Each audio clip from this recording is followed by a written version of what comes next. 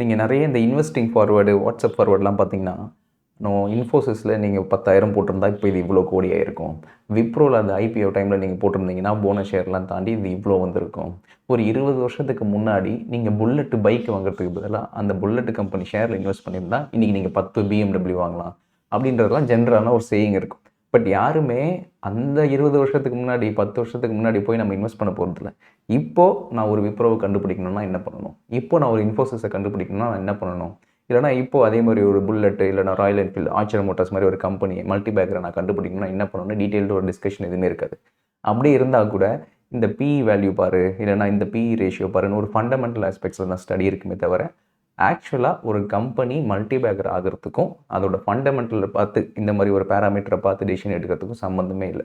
So நம்ம இப்போ ஒரு மல்டி பேக்கர கண்டுபிடிக்கணும்னா, ஆல்ரெடி மல்டி பேக்கர் ஆன கம்பெனியை ஃபஸ்ட்டு டீட்டெயில்டாக ஸ்டடி பண்ணணும். அதுக்கு பின்னாடி இருக்க சக்ஸஸ் எங்கேருந்து வந்துச்சுன்னு தெரிஞ்சிருச்சுன்னா, அந்த கோர் லாஜிக்கை வச்சு நம்ம அந்த பிரின்சிபல் அப்ளை பண்ணலாம். ஸோ அந்த மாதிரி இன்னைக்கு டீட்டெயில் ஸ்டடி எதை பற்றி பார்க்க போகிறோம்னா, ராயல் என்ஃபீல்ட் பைக், இந்த bullet bike which belongs to ஆச்சர் Motors சொல்கிறோம் இல்லையா, அந்த கம்பெனி எப்படி இவ்வளோ பெரிய மல்டி பேக்கர் கம்பெனி ஆச்சு, அந்த கம்பெனிக்கு பின்னாடி இருக்கிற ஹிஸ்டரியை ஃபஸ்ட்டு நம்ம டீட்டெயிலாக பிரேக் டவுன் பண்ணுவோம். நீங்கள் எவ்வளோ ஆடு புல்லட் ரிலேட்டடாக பார்த்துருந்தா கூட ஒரு ஸ்பெசிஃபிக் ஆட் 21 வருஷத்துக்கு முன்னாடி ஒரு ஆடு வந்தது. அந்த ஆடு தான் வந்து சென்சேஷனல் ஹிட்.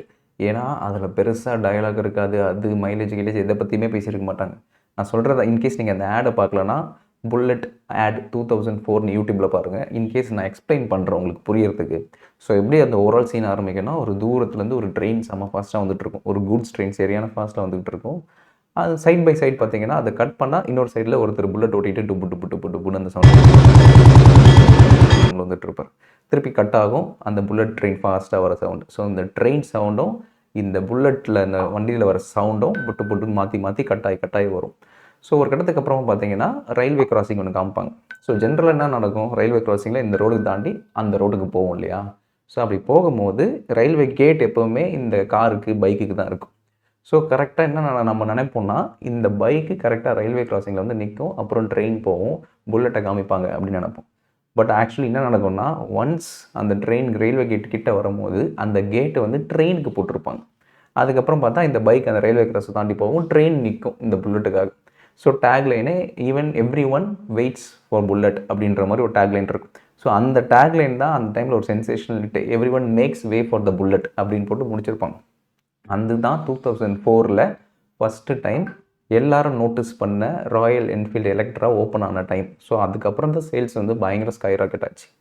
பட் இந்த 2004க்கு முன்னாடி இந்த கம்பெனி ஃபர்ஸ்ட் ஆஃப் ஆல் எங்கேருந்து ஸ்டார்ட் ஆச்சு அப்படின்னு பார்ப்போம். ஸோ இந்த கம்பெனியோட பிகினிங் எங்கன்னா 150 வருஷத்துக்கு முன்னாடி போனோம். 1855 இங்கிலாண்டில் ரெடிட்ச் அப்படின்ற ஒரு டவுனில் ஜார்ஜ் டவுன்சன் அண்ட் கோ அப்படின்ற ஒரு கம்பெனி தான் இந்த கம்பெனியோட ஓனர். அவங்க ஃபஸ்ட்டு ஸ்டார்ட் பண்ணது பைக்கே ஸ்டார்ட் பண்ணல. 1855 ஒரு நீடில் வெறும் ஊசி தயாரிக்கிற ஒரு கம்பெனி. ஸோ அந்த கம்பெனி தான் ஃபஸ்ட்டு இந்த ஓவரால் புல்லட்டுக்குள்ளேயே வராங்க. ஸோ எப்படி வந்தாங்கன்னா, இனிஷியலாக நீடில்ஸ் தயாரிக்கிறாங்க. ஒரு கட்டத்துக்கு அப்புறமா 1892 ஒரு ஓவரால் கான்ட்ராக்ட் சப்ளை வருது. என்ன சப்ளைனா, அவங்களுக்கு வந்து என்ஃபீல்டு அப்படின்ற ஒரு இடம் இருக்குது. அந்த என்ஃபீல்டுற ஒரு இடத்துக்கு இவங்க வந்து ஒரு பைசைக்கிள் கிரியேட் பண்ணுறாங்க. பைசைக்கிள் கிரியேட் பண்ணி கொடுக்குறாங்க. ஸோ அந்த பைசைக்கிள் கிரியேட் பண்ணி கொடுக்கும்போது அந்த பைசைக்கிளோட பேர் வந்து என்ஃபீல்டு அப்படின்னு வைக்கிறாங்க. ஸோ இந்த நீடில் மேனுஃபேக்சரிங்லேருந்து பைசைக்கிள் மேனுஃபேக்சரிங் வந்து ஷிஃப்ட் ஆகிறாங்க. அண்ட் தென் 1901 கரெக்டாக இப்போ வந்து ஒரு 125 வருஷத்துக்கு முன்னாடி ஃபஸ்ட் டைம் அவங்களோட பைசைக்கிள் ஒரு என்ஜினை ஃபிட் பண்ணி ராயல் என்ஃபீல்டு அப்படின்னு அதை வந்து ஒரு பைக்காக லான்ச் பண்ணுறாங்க. ஸோ இனிஷியல் பீரியடில் பார்த்தீங்கன்னா பெரிய ட்ராக்ஷன் இல்லை, அந்த அளவுக்கு அந்த பைக் நோட்டிசபிளாக இல்லை. But first world war start பண்ணும்போது இவங்களுக்கு பெரிய ஆர்டர் வருது. ஏன்னா ஃபர்ஸ்ட் வேர்ல்டு வாரில் நீங்கள் பழைய டாக்குமெண்ட்ரிலாம் பார்த்தீங்கன்னா தெரியும், எல்லாருமே புல்லட்டை தான் ஓட்டிகிட்டு இருப்பாங்க. ஸோ ஏன்னா அது ரொம்ப ரகடான வண்டி, நிறைய ரஃப் பேசஸில் ஈஸியாக அந்த வண்டி போகலாம் அப்படின்றதுனால டிரான்ஸ்போர்ட்டேஷனுக்கு ஹெவிலி யூஸ் பண்ணிட்டு இருந்தாங்க military across the world. So அதனால் இந்த கம்பெனிக்கு வந்து ஹியூஜ் ஆர்டர் வர ஆரம்பிச்சிச்சு. கொஞ்சம் கொஞ்சமாக வித்தின் ஃபியூ இயர்ஸில் அப்போயே வந்து வேர்ல்டு நம்பர் 1 கம்பெனியாக இருந்தது இந்த மோட்டர் பைக் டெவலப் பண்ணுறதுல. ஸோ வேர்ல்டு வார் 1 டைமில் இங்கிலாந்து கிட்ட மட்டும் இல்லாமல், யூகே இல்லாமல், பிரிட்டிஷ் ஆர்மி இல்லாமல், ஃப்ரெஞ்ச் ஆர்மி, அமெரிக்கன் ஆர்மி எல்லாருமே சப்ளை பண்ணிட்டு இருந்தாங்க இந்த Royal Enfield bike instant hit. அங்கேருந்து ஒரு திருப்பி கட் பண்ணால் வேர்ல்டு வார் 2 வருது. வேர்ல்டு வார் 2ல் இந்த கம்பெனி இன்னமே இனோவேட் பண்ணி அப்போ தான் வந்து இந்த 250cc 350cc 500cc கொண்டு வராங்க. அந்த பேர் தான் புல்லட் அப்படின்னு வைக்கிறாங்க. ஸோ இந்த புல்லட்னு வச்சதுக்கப்புறம் இன்னொரு பெரிய சென்சேஷனல் ஹிட் ஆகுது. அண்ட் வேர்ல்டு வார் 2 டைமில் most of the companies and most of the countries எல்லாருமே ஆர்டர் பண்ணுறாங்க மிலிட்ரியிலேருந்து. இவங்க இன்னும் ப்ரொடக்ஷன் கெப்பாசிட்டி இன்க்ரீஸ் பண்ணுறாங்க. இன்னும் கம்பெனியோட வேர்ல்டு அக்ராஸ் இங்கிலாந்து ஸ்ப்ரெட் பண்ணி கம்ப்ளீட்டாக டெவலப் பண்ணிக்கிட்டே இருக்காங்க இந்த பைக்கை மேனுஃபேக்சர் பண்ணுறதுக்கு. ஸோ பை த டைம் 1945 பார்த்தீங்கன்னா, இப்போ எப்படி வேர்ல்டு என்விடியா இந்த மாதிரி பெரிய அமேசான் இந்த மாதிரி பெரிய கம்பெனிஸ் தான் வேர்ல்டு நம்பர் 1 சொல்கிறாங்க. அந்த மாதிரி 1945 இந்த ராயல் என்ஃபீல்டு தான் வேர்ல்டு நம்பர் 1 இருந்திருக்கு. So they were in the top of the world. அதுக்கப்புறமா வேர்ல்டு வார் 2 முடியுது. முடிஞ்சதுக்கப்புறமா கொஞ்சம் கொஞ்சமாக பார்த்தீங்கன்னா இவங்களோட பைக் சேல்ஸ் எப்படி கம்மியாகுது. ஏன்னா எக்கனாமி எந்தெந்த கண்ட்ரிலாம் அஃபெக்ட் ஆச்சோ அந்த இந்த கண்ட்ரிஸ் எல்லாம் எக்கனாமிஸ் ஒஸ்ட் அஃபெக்ட் ஆனதுனால இவென்ச்சுவலி கொஞ்சம் கொஞ்சமாக it took some time for the economic activity to pick up ஆனதுக்கப்புறமா பை த டைம் 1960s பார்த்தீங்கன்னா most of the economy around the world stable ஆகுது. நிறைய பேருக்கு நல்ல வேலை கிடைக்குது. நிறைய எக்கனாமி ப்ராஸ்பர் ஆகுது. அதனால் அதர் கண்ட்ரீஸ்லேருந்து மேனுஃபேக்சர்ஸ் உள்ளே வராங்க. ஸ்பெசிஃபிக்லி ஜாப்பனீஸ் ஹோண்டா வெஹிக்கிள்ஸ் இந்த மாதிரி யமகா வெஹிக்கிள்ஸ் இதெல்லாம் உள்ளே வந்ததுக்கப்புறம் இவங்களுக்கு காம்படிஷன் ஹெவி ஆகுது. ரெண்டாவது கார்ஸ் இன்னும் ரொம்ப சீப்பர் ஆகுது. சீப்பர் ஆகும்போது எல்லாம் பைக்லேருந்து கார்ஸுக்கு போகிறாங்க. அண்ட் சூப்பர் பைக்ஸ்லாம் கொஞ்சம் கொஞ்சமாக உள்ளே வருது. ஸோ இவங்களை விட மச் பெட்டர் ஆப்ஷன் நிறைய வந்ததுக்கப்புறமா 1960ஸ்லாம் பார்த்தீங்கன்னா இவங்க கொஞ்சம் கொஞ்சமாக சேல்ஸ் டிக்ளைன் ஆகும். By 1970 every single manufacturing plant யூகேல இருந்த எல்லா ராயல் என்ஃபீல்டோட மேனுஃபேக்சரிங் பிளான்ட்டும் ஷட் டவுன் ஆகுது. ஏன்னா அவங்களால பெருசாக சேல்ஸே ஜென்ரேட் பண்ண முடியல. எல்லாருக்கும் வேலை போகுது. ஒரு சேல்ஸ் கூட பெருசாக ஆகலை. இந்த டைமில் என்ன ஆகுதுன்னா அப்படியே கான்ட்ரடிக்டாக அதே டைம் பீரியடில் ஒரே ஒரு கண்ட்ரியில் மட்டும் சேல்ஸ் ஸ்டெடியாக க்ரோ ஆகிட்டே போகுது. எங்கன்னு பார்த்தா இந்தியாவில். அது யாருமே எக்ஸ்பெக்டே பண்ணல. ஸோ இந்தியாவில் டியூரிங் 1940s பார்த்தீங்கன்னா ஆர்கே சுந்தரம் ஐயர் அப்படின்ற ஒருத்தர் இந்த ராயல் என்ஃபீல்டு பைக்கெல்லாம் இம்போர்ட் பண்ணிகிட்டு இருந்தார் இந்தியாவுக்கு. இந்த சுந்தரம் ஐயருக்கு ஸ்டார்டிங்லேயே இந்த கம்பெனியோட ஓவரால் பொட்டென்ஷியல் தெரிஞ்சு இவர் என்ன பண்ணார்னா இந்தியாவுக்கு ஸ்பெசிஃபிக்காக லைசன்ஸ் எடுத்து யூகேலேருந்து இம்போர்ட் பண்ணி இந்த ராயல் என்ஃபீல்டு பைக்கை இந்தியாவில் சேல்ஸ் பண்ணி அது நல்லாவே க்ரோத் ஆச்சு. ஸோ ராயல் என்ஃபீல்டு இந்த இனிஷியலாக 1940s பார்த்தீங்கன்னா இவர் இம்போர்ட் பண்ணி கொஞ்சம் கொஞ்சமாக சேல்ஸ் இன்க்ரீஸ் ஆனவனே 1960s 70s அவர்கிட்ட என்ன சொல்கிறாங்க, நாங்கள் பேசாமல் எங்களோட பைக் பார்ட்ஸ் எல்லாம் இந்தியாவுக்கு அனுப்புகிறோம். நீங்கள் அதை மொத்தமாக அசெம்பிள் பண்ணி சேல் பண்ணிங்கன்னா இன்னும் நிறைய சேல்ஸ் ஆகும்னு சொல்கிறாங்க. ஸோ இந்த பார்ட்னர்ஷிப் மூலிமா இந்தியாவில் அசெம்பிள் பண்ணி கொஞ்சம் கொஞ்சமாக சேல்ஸ் இன்க்ரீஸ் ஆகுது. எவென்ச்சுவலி அவங்க என்ன பண்ணுறாங்க, இந்தியாவிலேயே ஒரு மேனுஃபேக்சரிங் யூனிட் செட் பண்ணிவிட்டு இங்கேருந்தே மேனுஃபேக்சரிங் பண்ணி நீங்கள் இந்தியாவுக்கும் சேல் பண்ணுங்கள், வேணும்னா எக்ஸ்போர்ட்டும் பண்ணிக்கலாம் அப்புறமா பார்க்குறாங்க. பட் கடைசியாக இந்த யூகே பிளான்ட்லாம் க்ளோஸ் ஆகி மேனுஃபேக்சரிங் யூனிட் க்ளோஸ் ஆனதுக்கப்புறமா இந்தியாவிலேருந்து யூகேக்கு எக்ஸ்போர்ட் பண்ணுற அளவுக்கு இங்கே நல்ல மேனுஃபேக்சரிங் பிளான்ட் டெவலப் ஆகிடுச்சு, நல்ல லேபர் ஸ்கில் டெவலப் ஆகிடுச்சு. ஸோ எவென்ச்சுவலி பார்த்தீங்கன்னா கான்சன்ட்ரேஷன் இந்தியாவில் நடக்குது. ஸோ கம்ப்ளீட் மேனுஃபேக்சரிங் யூனிட் யூகேயில் ஷட் டவுன் ஆனால் கூட இந்தியாவோட ஓவரால் மேனுஃபேக்சரிங் கெப்பபிலிட்டி நல்லா இருக்குன்றதுனால அதை வச்சு கொஞ்சம் கொஞ்சமாக ஓட்டிகிட்டு இருந்தாங்க. பட் 1990s அதுவும் படுத்துருச்சு, இந்தியாவோட யூனிட்டும் படுத்துருச்சு. ஏன்னா இந்தியாவுக்குள்ளே திருப்பி மற்ற கம்பெனிஸ்லாம் வர ஆரம்பித்தாங்க. ஹோண்டா, பஜாஜ் இவங்கெல்லாம் டைப் பண்ணி மற்ற கம்பெனிஸ் உள்ளே வந்தவனே இவங்களை விட ராயல் என்ஃபீல்டை விட பெட்டர் பைக்ஸ் உள்ளே வர ஆரம்பிக்குது. அதுவும் specifically focusing on younger generation. But bullet இந்த ரக்கட் வண்டி, ரிஜிட் வண்டின்ற மாதிரி இருக்கிறதுனால அவங்க ஃபர்தர் ஒரு பெருசாக இன்னோவேஷனே கொண்டு வரல சுத்தமாக. அதுக்கு முன்னாடி என்ன ஸ்பெசிஃபிக் டைப் இருந்ததோ அதே டைப்பு தான் இருந்தது. ஸோ பெரிய இம்ப்ரூவைசேஷனே வரல. இதனாலே ஆட்டோமேட்டிக்காக இன்னும் சேல்ஸு பயங்கரமாக டவுன் ஆயிடுச்சு. So by 1994 major turn over நடக்குது. என்னென்னா இதையெல்லாம் இன்னொருத்தர் பார்த்துட்டு இருக்காரு, சித்தார்த்னு ஒருத்தர். ஸோ இவருக்கு பயங்கர பேஷனேட் அபவுட் பைக்ஸ். ஸோ இவருக்கு ராயல் என்ஃபீல்டு பைக் ரொம்பவே பிடிச்சிருக்கு. பட் ஆனால் இந்த கம்பெனி பெருசாக இன்னோவேட் பண்ணாமல் சேல்ஸ் டவுன் ஆகிட்டே இருந்ததுனால 1994 அவரோட இந்த ட்ரக் கம்பெனி ஆய்ச்சர் மோட்டார்ஸ் என்ன பண்ணுறாரு, ஸ்டேக் ஹோல்டர்ஸை கன்வின்ஸ் பண்ணி நம்ம இந்த பைக் மேனுஃபேக்சரிங் யூனிட்டை வாங்குவோம், ராயல் என்ஃபீல்டே வாங்குவோம் அப்படின்னு சொல்லி ராயல் என்ஃபீல்டை இவங்க டேக் ஓவர் பண்ணுறாங்க. அப்போ தான் இந்த ஆய்ச்சர் மோட்டார்ஸ்குள்ளே இந்த 150 வருஷம் ஓல்டு கம்பெனி உள்ளே வருது. இவர் டேக் ஓவர் பண்ணதுக்கப்புறம் நிறைய டிராஸ்டிக் மெஷர்ஸ் எடுக்கிறார். ஸோ இவர் கம்பெனியில் எல்லா சீஃப் எக்ஸிக்யூட்டிவ்ஸ்க்கும் ஒரு ரூல்ஸ் போடுறாரு. யாருமே நெக்ஸ்ட்டு 1 இயருக்கு காரில் வரக்கூடாது, பைக்கில் தான் வரணும், ஸ்பெசிஃபிக்காக புல்லட் பைக் ஓட்டிட்டு வாங்கன்னு சொல்கிறார். ஸோ இதனால் என்ன ஆகுதுன்னா இவங்களே என்னென்ன ப்ராப்ளம் ஆகுது டே டு டே பேசிஸில், சும்மா போய் ஒரு டெஸ்ட் ட்ரைவ் பண்ணி இதுதான் பிரச்சனைன்றது இல்லாமல் டே டு டே பேசிஸில் ஒரு எம்ப்ளாயி ஆஃபீஸ்லேருந்து வீட்டுக்கு போகிறான், வீட்டிலேருந்து ஆஃபீஸ்க்கு வரான், அப்படி இருக்கிற ஒரு ருட்டீனில் என்னென்னலாம் பிரச்சனை இருக்குன்னு பிரேக் டவுன் பண்ணுறாங்க.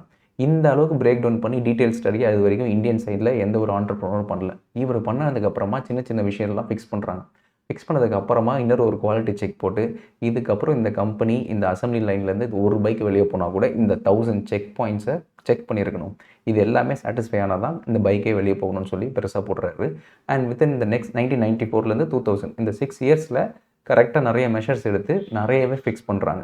அதுக்கப்புறமா தான் பை ஆல்மோஸ்ட் ஒரு 2000ல் இவங்க புது எடிஷன் ஆஃப் ஒரு புல்லட்டை லான்ச் பண்ணுறாங்க ஏர்லி 2000ஸில். ஸோ அப்போ தான் இந்த புல்லட் எலக்ட்ரா அப்படின்ற ஒரு வண்டி ரீடிஃபைன் பண்ணி 2004ல் லான்ச் பண்ணுறாங்க. நான் முதல் ஒரு ஆடு சொன்னேன் பார்த்தீங்களா, அதை இதை வச்சு தான் பண்ணுறாங்க.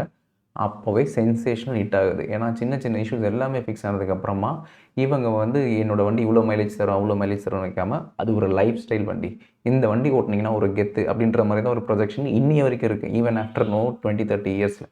ஸோ அப்பயே அவங்க அதை போடும்போது அது ஒரு பெரிய சென்சேஷன் ஹிட் ஆகுது. கொஞ்சம் கொஞ்சமாக அவங்களோட பைக்கோட சேல்ஸ் வால்யூம் இன்ஸ்டண்ட்டாக பிக் ஆகுது ட்ரக் வால்யூமை விட. ஸோ 2004ல் பை த டைம் இவங்க 1994ல் அக்வயர் பண்ணி அந்த 10 வருஷத்தில் பார்த்தீங்கன்னா ஆச்சே மோட்டார்ஸ் ஒரு ட்ரக் பேஸ்ட் கம்பெனியில் இந்த புல்லட் சேல்ஸோட கான்ட்ரிபியூஷன் மட்டும் 37.5% கிட்ட இருந்திருக்கு. ஸோ வருஷத்துக்கு 25,000 பைக்கு அப்போ செல் பண்ணாங்க. ஆனால் இப்போது 2025ல் வருஷத்துக்கு 1 மில்லியன் பைக்ஸ் கிட்ட செல் பண்ணுறாங்க. Significant jump. ஸோ ஓவராலாக பார்த்தீங்கன்னா அப்போ 37% கான்ட்ரிபியூட் பண்ணாதே ராயல் என்ஃபீல்டு இப்போது 89% ஷேர் ஓவரால் ஷேர் அவங்களோட இந்த ஆச்சே மோட்டார்ஸில் ட்ரக் பிஸ்னஸ் மற்ற பிஸ்னஸ்லாம் கூட இருந்தால் கூட டிராக்டர் பிஸ்னஸ் இதெல்லாம் இருந்தால் கூட பைக் சேல்ஸ் தான் அவங்களுக்கு 89% ஆஃப் த ஓவரால் சேல்ஸே கொடுக்குது. ஸோ ஒன்ஸ் இந்த சித்தார்த் டேக் ஓவர் பண்ணதுக்கப்புறம் நிறைய விஷயம் ஃபிகர் அவுட் பண்ணி ஓகே ஓவராலாக நம்ம நிறைய கான்சென்ட்ரேட் பண்ணுறோம் இந்த பிஸ்னஸில், எது ப்ராஃபிட்டபுளாக இருக்கோ அதை ஃபோக்கஸ் பண்ணுவோம், எது லாஸ் மேக்கிங்காக இருக்கோ அதை டிஸ்கார்ட் பண்ணுவோம்னு சொல்லிட்டு நிறைய வேர்ட்டிகல்ஸ் அவர் க்ளோஸ் பண்ணுறாரு. நல்லா போயிட்டுருக்கு இந்த பைக் வெர்ஷன்ஸை டபுள் டவுன் பண்ணி மேனுஃபேக்சரிங் யூனிட்லாம் இன்க்ரீஸ் பண்ணி நிறைய கண்ட்ரிஸ் எக்ஸ்போர்ட் பண்ண ஸ்டார்ட் பண்ணுறாங்க. அண்ட் எவென்ச்சுவலி அவங்களோட ஓவரால் ஷேர் ப்ரைஸும் பார்த்தீங்கன்னா ரிஃப்ளெக்ட் ஆகிட்டே இருக்குது. இவங்களோட கம்பெனியோட பர்ஃபார்மன்ஸ் நல்லா ஆக ஷேர் ப்ரைஸும் நல்லா இன்க்ரீஸ் ஆகுது. அண்ட் நிறைய இன்வெஸ்டர்ஸும் அப்ரிஷியேட் பண்ண ஆரம்பிச்சிட்டாங்க. ஓகே நல்ல வேலை இவர் சொன்னதுனால தான் இந்த யூனிட்டே வாங்கணும். பார்த்தா கடைசியில் நம்மளோட ட்ரக் பிஸ்னஸோட இவர் சொன்ன இந்த பைக் பிஸ்னஸோட ரெவென்யூவே ரொம்ப அதிகமாக இருக்குதுன்னு நிறைய பேர் ரியலைஸ் பண்ண ஆரம்பித்தாங்க. ஸோ நான் முன்னாடி சொன்ன மாதிரி 1 லட்சம் நீங்கள் 2004ல் இந்த கம்பெனியில் அந்த முதல் ஆடு வரும்போது நீங்கள் இன்வெஸ்ட் பண்ணியிருந்தீங்கன்னா இன்றைக்கி அதோட ஓவரால் ஒர்த்தே பார்த்தீங்கன்னா 2.3 crores கிட்ட வந்திருக்கும், இன்க்ளூடிங் ஸ்டாக் டிவிடெண்ட்ஸ் போனஸஸ் எல்லாமே ஸ்டாக் ஸ்பிளிட்ஸ் எல்லாமே சேர்த்து. ஏன்னா அந்த ஒரு ஆடு அந்த ஒரு first launch of Bullet total அந்த கம்பெனியோடைய ஹிஸ்ட்ரியே மாற்றிருச்சு. கரெக்டாக அந்த ஆடு வரும்போது 2004ல் அந்த ஆடு வரும்போது 22 ரூபா இருந்தது அந்த ஆச்சே மோட்டார்ஸோட ஷேர் ப்ரைஸ். இன்றைக்கி பார்த்தீங்கன்னா ஆல்மோஸ்ட் 5,500 ரூபா. அண்ட் இது எக்ஸ்க்ளூடிங் உங்களோட டிவிடெண்ட்ஸ் ஸ்டாக் ஸ்பிளிட்டு போனஸ் எல்லாம் சேர்க்காம அதெல்லாம் சேர்க்கும் போது ஓவரால் இந்த கம்பெனியோட அப்ரிசியேஷன் பாருங்கள். ஸோ ஆல்மோஸ்ட் 44 லட்சம் ஆல்மோஸ்ட் 4.4 lakhs 44 லட்சம் கிடையாது 4.4 lakhs% ரிட்டர்ன்ஸ். ஸோ அதனால தான் வந்து இது இவ்வளோ பெரிய மல்டிபேக்கர் ஆனதுக்கு வெறும் அந்த பிஇ ரேஷியோ அது எதுவுமே கிடையாது. ஏன்னா நீங்கள் எது பார்த்தாலுமே அந்த டைமில் ரொம்ப நெகட்டிவாக தான் இருந்திருக்கும். இப்படி ஒரு கம்பெனி எவனுமே இன்வெஸ்ட் பண்ண மாட்டான் அப்படின்ற மாதிரி தான் இருந்திருக்கும். ஆனால் அந்த டைமில் அந்த கம்பெனிக்குள்ளே நிறைய விஷயங்கள் ஓடி இருந்திருக்கு, நிறைய சேஞ்சஸ் ஓடி இருந்திருக்கு. அந்த கம்பெனியை ரன் பண்ணுற ஒருத்தர் who is very passionate about bikes அவர் உள்ளே வந்ததுக்கு அப்புறமா தான் ஹோல் கம்பெனியே மல்டிபேக்கராக மாறுது. ஸோ எப்போவுமே ஒரு விஷயம் நான் ரொம்ப ஃபர்மாக பிலீவ் பண்ணுவேன். என்ன தான் நீங்கள் company business any type of business எடுத்துக்கோங்க, அது எனி டைப் ஆஃப் பிஸ்னஸ் இப்போ லேட்டஸ்ட் பிஸ்னஸாக அப்படின்றலாம் மேட்ரே கிடையாது. அந்த பிஸ்னஸை யார் ரன் பண்ணுறா? ஒரு Apple because of Steve jobs.